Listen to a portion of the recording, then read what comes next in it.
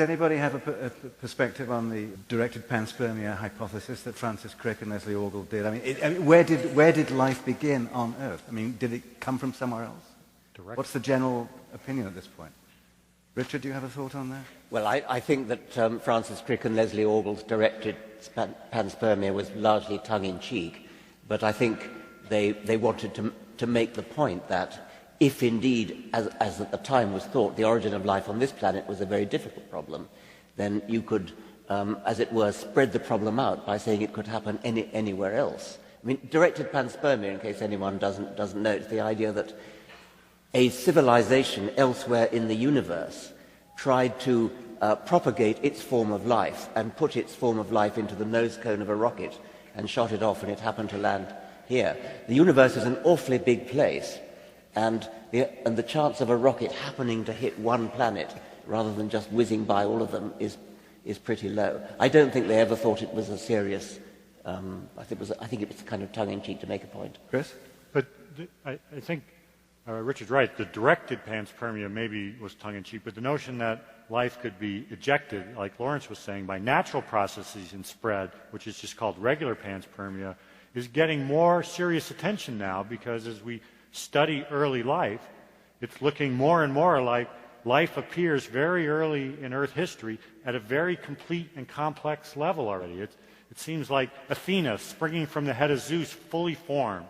It's really quite a mystery, and it's forced some people to think, well, maybe it didn't develop here. It came here and landed here, and that's why we get this impression of incredible development and complexity so early. Is Brittany Fox here anywhere? Okay, so she sent a question in on the Facebook, Twitter, or Origins Project website. I think this probably goes to Craig, but other people might want to comment as well. Ethically speaking, do you believe that life should be created in a laboratory? And more importantly, do you believe that life can in fact be created in laboratory settings? That's easy, yes. Yes. You know, in fact, there's an interesting, being Darwin's birthday, there's an interesting quote in his book about that it would be much more interesting, I'd have to paraphrase it because I didn't bring it with me, much more interesting to study man-made variations of species than what occurs naturally. Something to that extent, because what he was finding, I guess, in England was pretty boring. But Craig, you've got a long way to go before you make all of life from scratch. You can make the genome part, that's the easy part, but all the other stuff, it's going to take a while, isn't it? Well, it wasn't so easy, actually. Easy with hindsight. Yeah. Well, I mean, it remains to be seen. I think we have to cheat to some extent, because if we put the components in that can read the DNA, make the proteins. A ribosome is one of the most complex structures we have. And so just starting with the ribosome is sort of like building a new Ferrari and buying the engine from somebody else. But sooner or later, these simple information systems will get read. I mean, it is important, and we're discussing this at the break, as how much information transfers with the cell.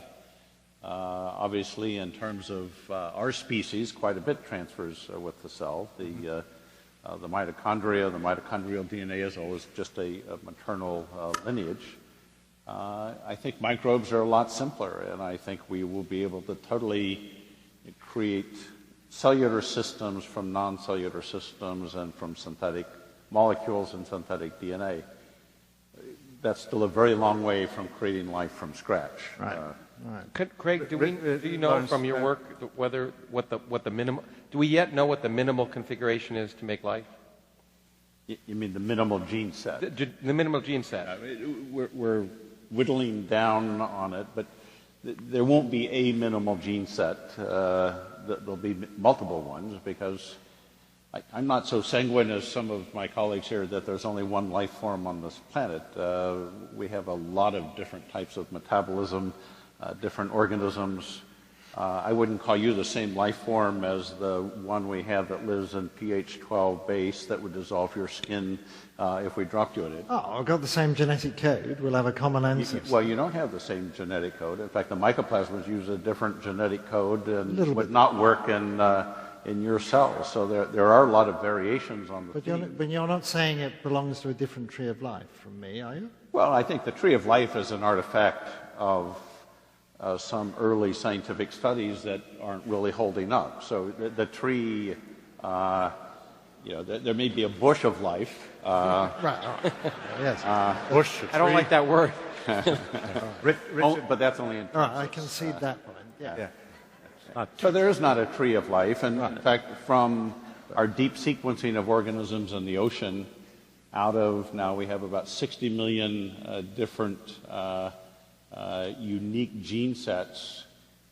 We found 12 that look like a very, very deep branching, perhaps fourth domain of life. That obviously is extremely rare that it only shows up out of those few sequences.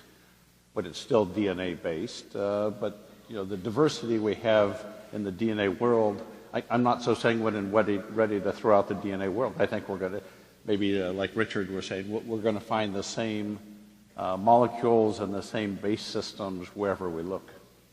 You, in fact, had a comment you wanted to make, Richard, I think. Well, it's rather moved on. But I mean, I was just going to say I can't imagine why anyone should think it was an ethical problem.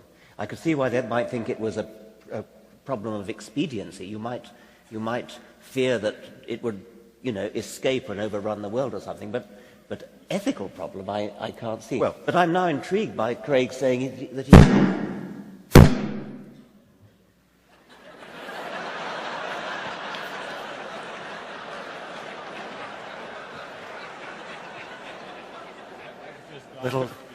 I'm intrigued at Craig saying that the tree of life is a fiction. I mean, the DNA code of all creatures that have ever been looked at is all but identical, and surely that means that they're all related, doesn't it?